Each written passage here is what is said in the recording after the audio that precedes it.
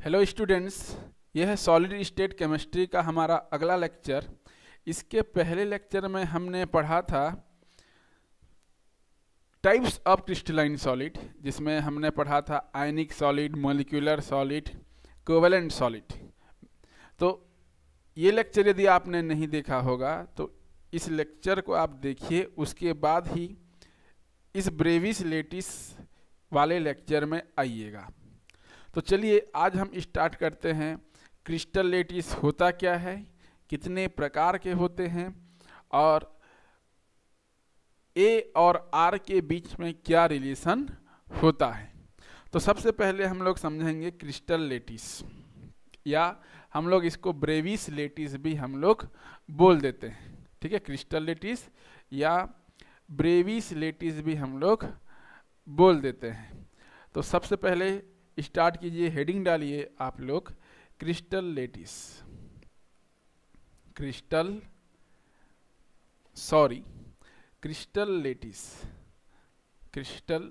Lettuce. तो इसको जो है मैं एक सिंपल एग्जांपल के द्वारा समझाता हूँ ये क्रिस्टल लेटिस होता क्या है। देखिए, आजकल जो है घर जो है धड़ाधड़ से बन रहा है, पक्के घर। तो ये जो पक्के घर होते हैं ईंट से बनते हैं, ईंटों से जो है दीवार बनता है और दीवार से जो है कई सारे कमरे बन जाते हैं और कई सारे कमरे मिलकर जो है हमारे घर का निर्माण होता है। होम, यहाँ पे लिख देता हूँ होम। ठीक है, पहले कई सारे ईंटें आपस में जोड़ते हैं, दीवार बनता है, चार दीवार मिलकर एक कमरा बनाता है और कमरा से हमारा पूरा घर बनता है, कई सारे कमरे मिलके।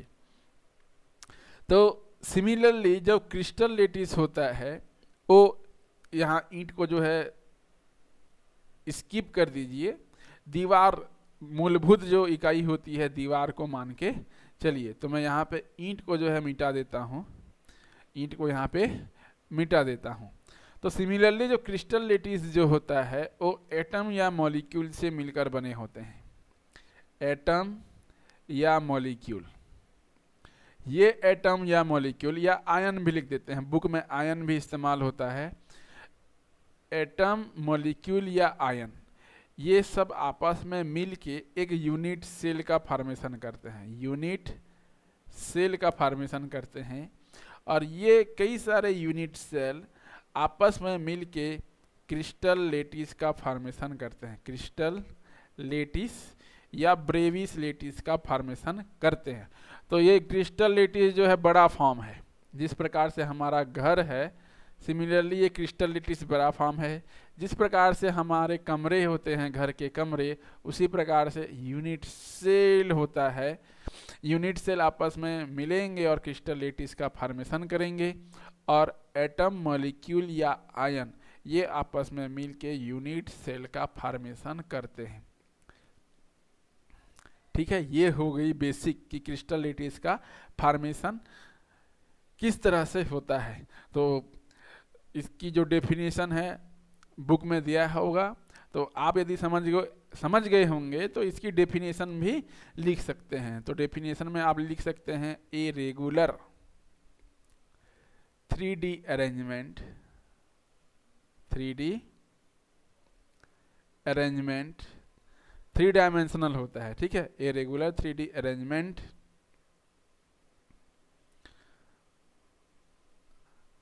इन ए space, in A space is called as crystal lattice या ब्रेविस लेटिस भी आप इसको बोल सकते हैं। ठीक है, ये हुआ क्रिस्टल लेटिस होता क्या है, ब्रेविस लेटिस होता क्या है। ठीक है, और एक चीज यहाँ पे और याद रखना, जब मैं यहाँ पे एटम या मॉलिक्यूल की बात करूँ तो यहाँ पे इसको क्रिस्टल पॉइंट बोल देते हैं। एटम, मॉलिक्यूल या आयन को यहाँ पे हम लोग क्रिस्टल पॉइंट भी बोल देते हैं, क्रिस्टल पॉइंट। ये हुआ बेसिक चीज। अब इस जो ब्रेविस लेटिस है इसके कैरेक्टरिस्टिक्स क्या क्या होते हैं। ये जो ब्रेविस लेटिस होता है इसके कैरेक्टरिस्टिक्स की मैं बात कर लेता हूँ। कैरेक्टरिस्टिक, इसका जो कैरेक्टरिस्टिक्स होता है सिंपल भाषा में आपको समझाता हूँ कि there are no difference between, there are no difference between two unit cell, two unit cell. देखिए दो यूनिट सेल आपस में दो से अधिक यूनिट सेल, कई सारे यूनिट सेल आपस में मिल के ही ब्रेविस लेटिस का फॉर्मेशन करते हैं, अभी हमने देखा। तो इनके बीच में किसी प्रकार का कोई गैप नहीं होगा, ठीक है, किसी प्रकार का गैप नहीं होगा। मैं यहाँ पे लिखता हूँ नो गैप। जैसे मैं अभी आपको समझाऊं, जैसे हमारा कमरा है, जिस कमरे में आप बैठे हो उसको आप इमेजिन करो, ठीक है। ये कमरे को आप मानो यूनिट सेल, यूनिट सेल, और इसके जस्ट बगल में जो आपका घर होगा एक और कमरा होगा, ये दूसरा कमरा मान के चलो, ठीक है। ये हमारा पहला कमरा और ये हो गया हमारा दूसरा कमरा। इन दोनों कमरों के लिए जो दीवार होता है वो दीवार क्या होता है, दोनों के लिए कॉमन होता है। दोनों जो यहाँ पे कमरे होंगे उन दोनों के लिए कॉमन होंगे। यहाँ पे ये एक ही दीवार जो है दोनों में कॉमन है, तो इनमें जो है किसी प्रकार का कोई गैप नहीं है। कहने का मतलब ये है कि इस दीवार और इस दीवार के बीच में इस प्रकार का कोई गैप नहीं है। या एक और भाषा में इस्तेमाल करता हूँ। आप लोग जाते हैं खेत, ये पहला खेत, ये दूसरा खेत, और खेत में जो मेड़ बना होगा वो दोनों जो मेड़ होगा वो दोनों खेतों के लिए जो है कॉमन होगा, किसी प्रकार का कोई उसमें जो है गैप नहीं होगा। तो ये जो है पहला कैरेक्टरिस्टिक्स और इम्पोर्टेंट कैरेक्टरिस्टिक्स होता है किसका, ब्रेविस लेटिस का। इसको भी आप मत भूलिएगा। अब मैं बात करता हूं types of crystal lettuce. Types of crystal lettuce, crystal lettuce ये जो है मुख्यतः जो हमारे 12 के कोर्स में है, मुख्यतः 3 प्रकार के होते हैं। SCC simple cubic lattice, simple cubic lattice, फिर होता है हमारा second BCC body center cubic lattice, body center cubic lattice. उसी प्रकार से नेक्स्ट होता है SCC BCC FCC।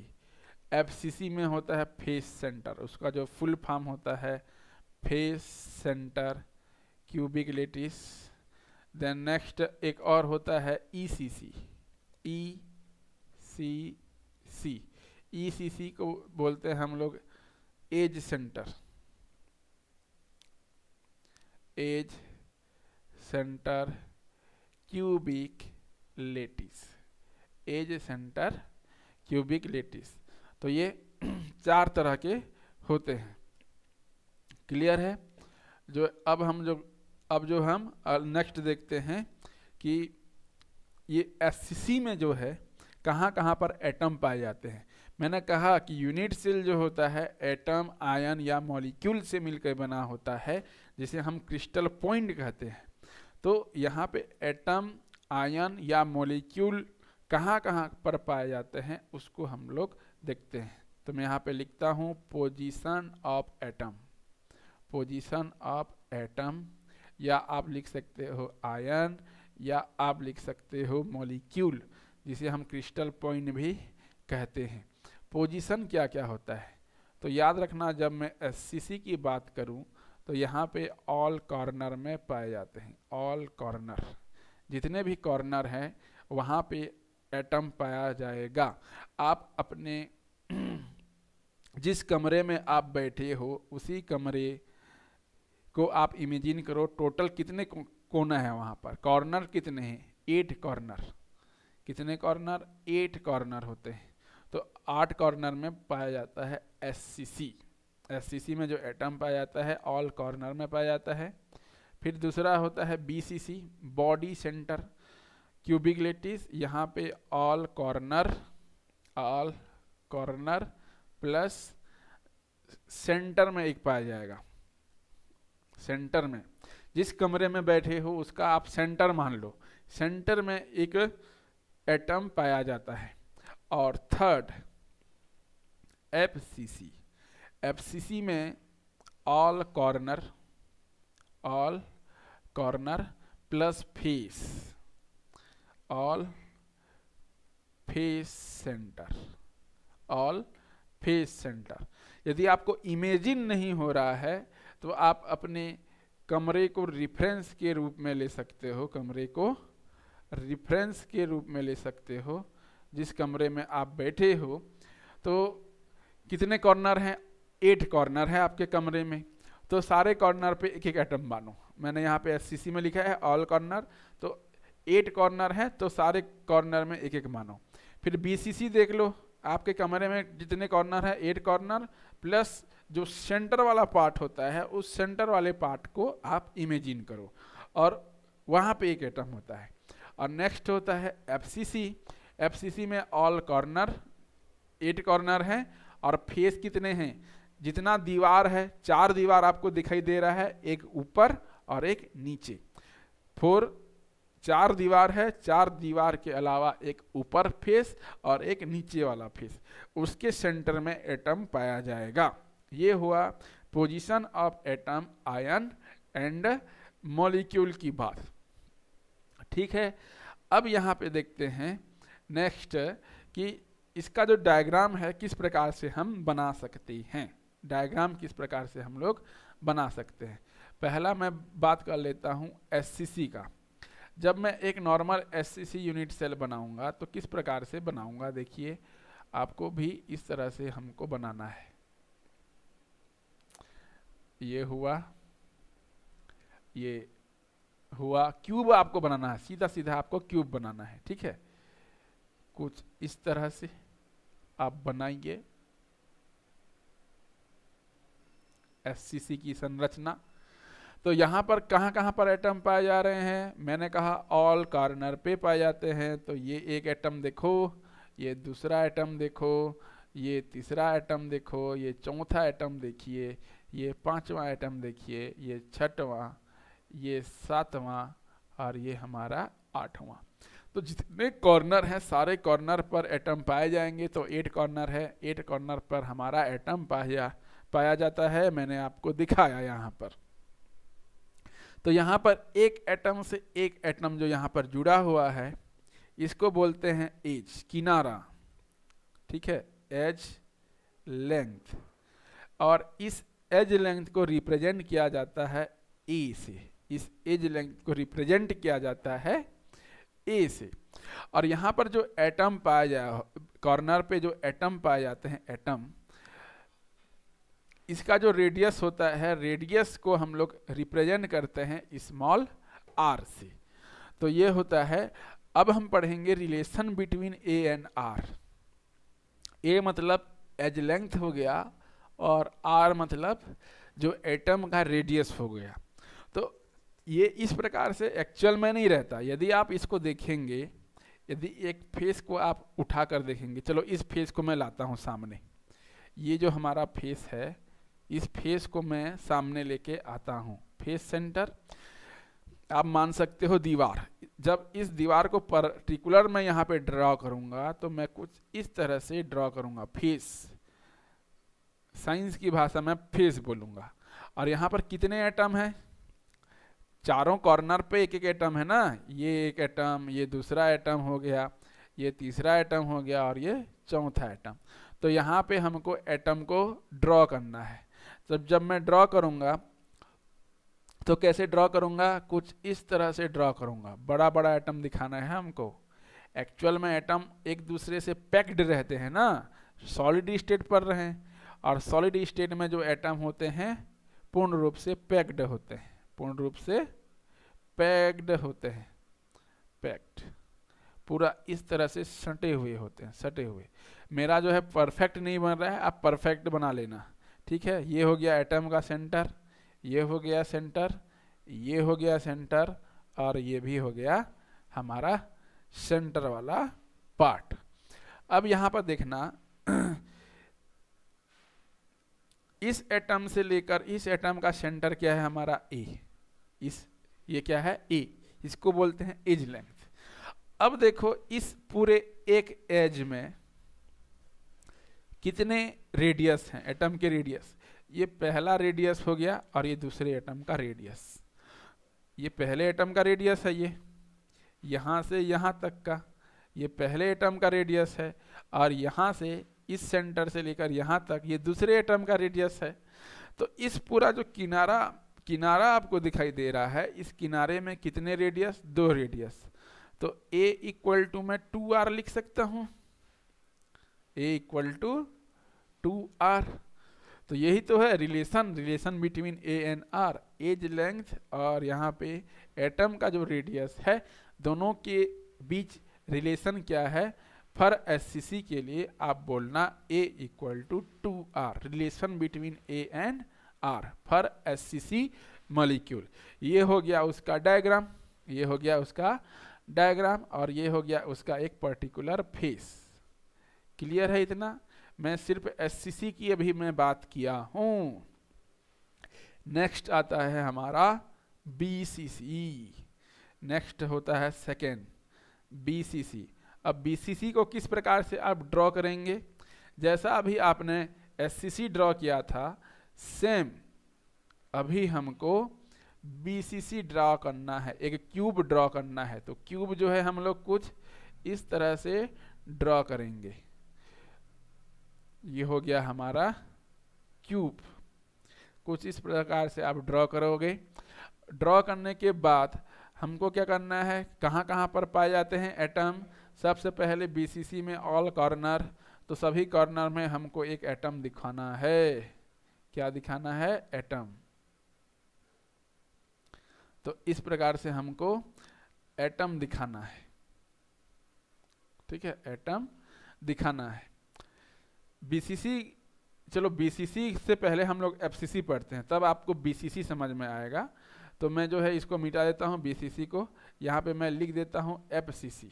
क्या लिखता हूँ यहाँ पे, FCC लिखता हूँ, FCC में पहले पढ़ लेते हैं, तब जाके हमको BCC समझ में आएगा।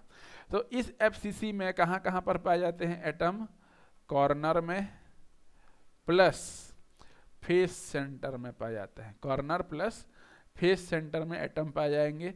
तो ये कॉर्नर का एटम मैंने शो करवा दिया। अब हमको शो करवाना है कहाँ का, फेस का। तो देखना ये एक फेस हुआ, जितना भी फेस हमको दिखाई दे रहा है ये एक फेस, ये हमारा ये दूसरा फेस। दीवार मान लो आप जिस कमरे में बैठे हो, उस दीवार के पूरे सेंटर में एक एक जो है एटम पाया जाएगा। ये 4 एटम हुआ, 4 दीवार हुआ, 4 दीवार के अलावा एक सामने में और एक पीछे वाले में, एक सामने में और एक पीछे वाले में। तो मैं कुछ यहीं पे दर्शा देता हूँ, ये एक सामने वाला, एक और एक पीछे वाला। तो यहाँ पे 6 दीवार हैं। आप इसको 3D में इमेजिन करना चाहते हो, आप अपने कमरे को ले लो। 4 दीवार तो है ही है, लेकिन एक ऊपर और एक नीचे। आप इसको 3D में इमेजिन करेंगे FCC को। अब हमको क्या करना है, relation between A and R निकालना है, relation between A and R।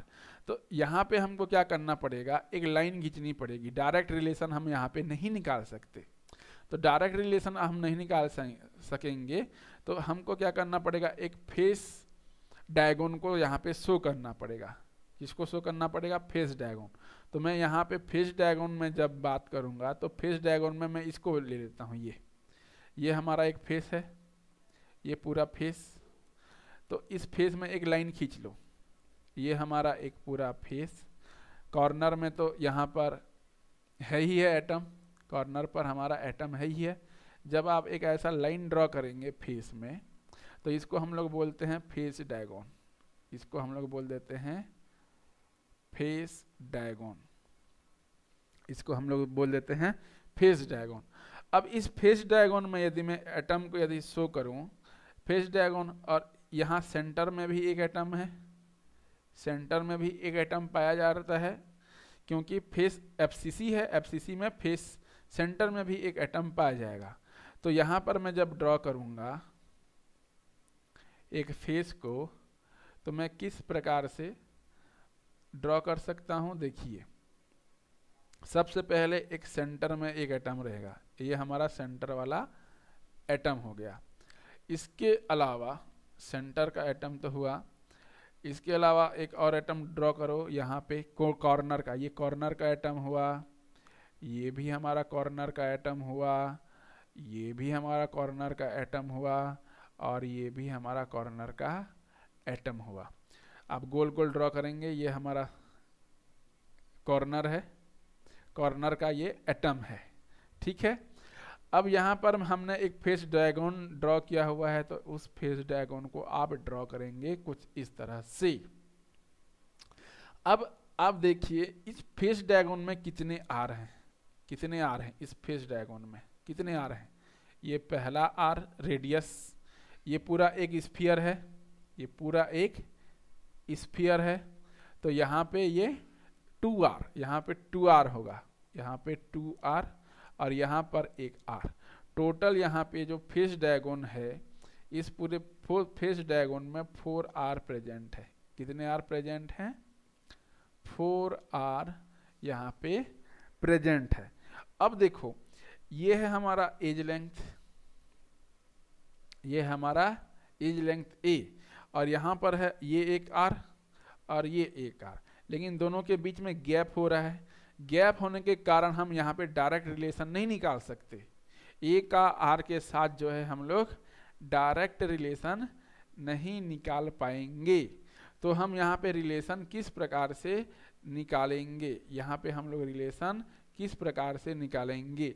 यहाँ पर देखो ये भी एक एज लेंथ है, यहाँ पर भी एक एज लेंथ है, यहाँ पर भी 2 r हैं, लेकिन इनके बीच में भी यहाँ पर गैप हो रहा है, गैप, ये भी हमारा गैप है, तो हम डायरेक्ट रिलेशन नहीं निकाल पाएंगे। तो हम किस प्रकार से रिलेशन निकालेंगे, सबसे पहले हम लोग एक ट्रायंगल, यहाँ पे एक ट्रायंगल आपको दिखाई देता होगा, उस ट्रायंगल का कुछ नाम ले लेते हैं। चलो मैंने इसको ट्रायंगल का नाम ले लिया A, ये हो गया B, और ये वाला हो गया C। इस ट्रायंगल को आपको फोकस करना है, इस ट्रायंगल को हमको फोकस करना है ऐसा, ये हो गया A, ये हो गया B, ये हो गया C, ये है एज लेंथ A, ये है एज लेंथ A, और ये तो हो गया फेस डायगोन है हमारा A से B। देखो A से B, यहाँ पर भी ये हमारा फेस डायगोन है, फेस डायगोन। तो इसका वैल्यू तो हमें पता नहीं है, इसको हमें निकालना है। तो किस तरह से हम लोग निकालेंगे, पाइथागोरस थ्योरम से हम लोग निकालेंगे। यूज जो है पाइथागोरस थ्योरम, पाइथागोरस थ्योरम से हम लोग निकालेंगे। जब हम पाइथागोरस थ्योरम निकालेंगे तो हम लोग लिखते हैं कर्ण का वर्ग बराबर लंब का वर्ग प्लस आधार का वर्ग। तो यहाँ पे मैं लिखूंगा AB स्क्वायर बराबर AB square is equal to AC square plus BC square, BC square. अब यहाँ पे AC स्क्वायर में क्या है, एज लेंथ A है, तो A square plus A square होगा, A square plus A square जब जोड़ेंगे तो इसको ये हो जाएगा 2A स्क्वायर, यहाँ पे AB स्क्वायर बराबर ना, AB स्क्वायर का मान हो गया 2A स्क्वायर। अब मैं यहाँ पे क्या लिख सकता हूँ, अब यहाँ पे लिख सकता हूँ AB बराबर अंडर रूट 2A स्क्वायर, या मैं लिख सकता हूँ AB बराबर A अंडर रूट 2 लिख सकता हूँ। देखो ये रिलेशन निकल के आ गया, AB equal to A under root 2, ये रिलेशन निकल के आ गया, AB equal to A under root 2, AB equal to A under root 2, ये रिलेशन निकल के आया। अब देखो इसके पहले वाले डायग्राम में इस AB में कितने रेडियस, ये हमारा A है और ये हमारा B है, कितने रेडियस है यहाँ पे देखो, इस AB में कितने रेडियस, 1, ये हो गया 2 और ये हो गया 2, 2 + 2 4 रेडियस हैं। तो यहाँ पे ए बी की जगह मैं लिख सकता हूँ 4r, 4r = a√2। ये हमारा रिलेशन निकल के आ गया रेडियस और एज लेंथ में, किसमें, एफसीसी वाले सेल में। ये हमारा रिलेशन निकल के आ गया 4r = a√2 फॉर एफसीसी। अब नेक्स्ट बचा है हमारा, एक और बचा है क्या, बीसीसी। अब बीसीसी में देखते हैं, बीसीसी तो मैं यहाँ पे लिखता हूँ बीसीसी। बीसीसी में भी हमको ड्रॉ करना है एक लेटिस, एक क्यूब। ये मैंने क्यूब ड्रॉ किया कुछ इस तरह से। अब देखो इस क्यूब में कहाँ कहाँ पर पाया जाएगा, एक सेंटर में एटम पाया जाएगा और कॉर्नर में, जितने कॉर्नर है वहाँ पर एटम पाए जाएंगे। अब हमको क्या करना पड़ेगा, ये जो सेंटर आप 3D में इमेजिन करो अपने कमरे को ही, जो कमरा है कमरे के कॉर्नर में आपका एटम पाया जा रहा है और एक सेंटर में एटम पाया जा रहा है। अब आप उस सेंटर के एटम को किससे जोड़ सकते हो, किससे जोड़ सकते हो बोलो? हम लोग बॉडी डायगोन से जोड़ सकते हैं। एक लकीर खींचेंगे एक कोने से दूसरे कोने तक, एक कोने से दूसरे कोने तक एक लकीर खींचना है आपको। अब कैसे खींचना है देखो, यहाँ पे आप 3D में इमेजिन करो, अपने कमरे को इमेजिन करो, एक कोना से आपको दूसरे कोने में एक लकीर खींचना है। तो उस बॉडी सेंटर से होते हुए जाएगा, उस बॉडी सेंटर से होते हुए जाएगा, उसी को हम लोग बॉडी डायगोन बोलते हैं। और वही बॉडी डायगोन हमको यहाँ पे ड्रॉ करना है। बॉडी डायगोन जब हम ड्रॉ करेंगे तो कुछ इस तरह से रेड पेन में मैं ड्रॉ कर रहा हूँ। इस कॉर्नर से आपको एक लाइन खींचते हुए लेना है इस वाले कॉर्नर तक, ठीक है। इस ऐसा एक लाइन जो है ड्रॉ करते हुए हमको लेना है, क्लियर है। उसके अलावा एक और ड्रॉ करना है।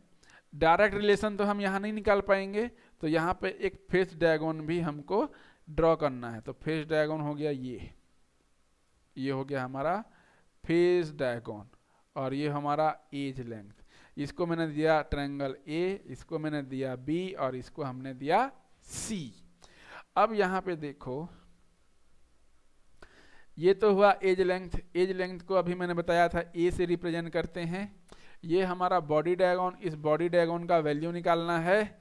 और यहाँ पे ये तो हुआ फेस डायगोन। फेस डायगोन का वैल्यू कितना होता है, अभी हमने देखा a√2। ये फेस डायगोन का वैल्यू होता है, इसको हमें निकालना है।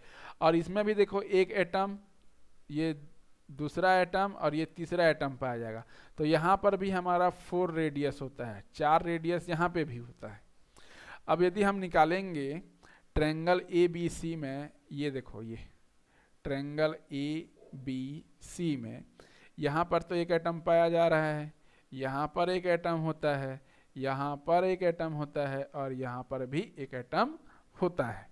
तो यहाँ पे रेडियस कितने हैं, रेडियस ये हो गया पहला रेडियस, ये हो गया 2 रेडियस और यहाँ पर भी एक रेडियस। तो इस AB वाले में, AB जो हमको बॉडी डायगोन दिखाई दे रहा है, यहाँ पे 4 रेडियस हैं। कितने रेडियस हैं, 4 रेडियस। ये तो हुआ एज लेंथ। और ये BC है ना, ये C, ये BC यहाँ पे इसका जो वैल्यू है यहाँ पर a√2 हुआ। BC का वैल्यू कितना है, a√2, क्योंकि ये फेस डायगोन है। ये B और C ये फेस डायगोन हो, इसका वैल्यू a√2। AC यहाँ पर एज है, इसलिए इसका वैल्यू a। अब फिर यहाँ पे पाइथागोरस थ्योरम लगाओ आप लोग। पाइथागोरस थ्योरम हमको फिर लगाना है, तो मैं यहाँ पे फिर अप्लाई करूँगा। AB² बराबर AC² प्लस BC²। तो AB² बराबर AC² A हुआ, तो A का स्क्वायर प्लस BC² का वैल्यू कितना है, a√2 का स्क्वायर हुआ। तो यहाँ पे मैं लिख सकता हूँ a² प्लस 2a², ये हुआ AB² का वैल्यू। या मैं AB² बराबर लिख सकता हूँ 3a²। या यहाँ पे मैं और लिख सकता हूँ क्या लिख सकता हूँ मैं यहाँ पे ये लिख सकता हूँ ए बी स्क्वायर बराबर 3a स्क्वायर लिखा है तो ए बी में लिख सकता हूँ इसका अंडर रूट 3a स्क्वायर का अंडर रूट, तो ए बी इक्वल टू हो जाएगा a अंडर रूट 3। ये तो रिलेशन निकल के आ गया, लेकिन ए बी में कितने आर हैं, 4r है, अभी मैंने बताया 4r, तो 4r equal to a under root 3। ये हमारा रिलेशन निकल के आ गया 4r equal to a under root 3। Clear है, ये समझ में आपको आया होगा। लेकिन एक चीज याद रखना, तो इसका समरी, इसका मैं यहाँ पे लिख देता हूँ समरी। आज का जो लेक्चर हमने पढ़ा उस लेक्चर का जो समरी है वो क्या है देखते हैं। समरी,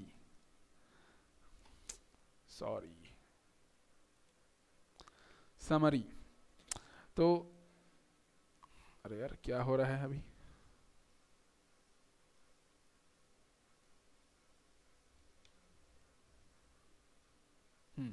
चलो समरी। आज का समरी क्या है, हमने ब्रेविस लेटिस पढ़ा, ब्रेविस लेटिस के टाइप में हमने एससीसी पढ़ा, एससीसी के अलावा एफसीसी पढ़ा और एक बीसीसी पढ़ा। ये 3 हमने सेल पढ़े। जब एससीसी की बात करूँगा तो यहाँ पे ऑल कॉर्नर में एटम पाए जाएंगे, एफसीसी की बात करूँगा तो ऑल कॉर्नर प्लस फेस में यहाँ पे एटम पाए जाएंगे, बीसीसी की बात करूँगा तो ऑल कॉर्नर प्लस सेंटर में एक एटम पाया जाएगा। और इसको आप लोग याद कर लेंगे, किसी भी हालत में relation between A and R देखेंगे तो एससीसी के लिए होता है A equal to A equal to 2r। FCC के लिए जब आप देखेंगे तो यहाँ पर लिखना 4r equal to A under root 2, और बीसीसी के लिए लिखेंगे तो 4r equal to A under root 3। ये हो गया रिलेशन बिटवीन ए आर, और ये हो गया पूरा हमारा समरी। क्लियर है? आई होप जो है ये वीडियो लेक्चर आप लोगों के लिए हेल्पफुल रहा होगा। मिलते हैं हमारे अगले लेक्चर में नए टॉपिक के साथ। Thank you.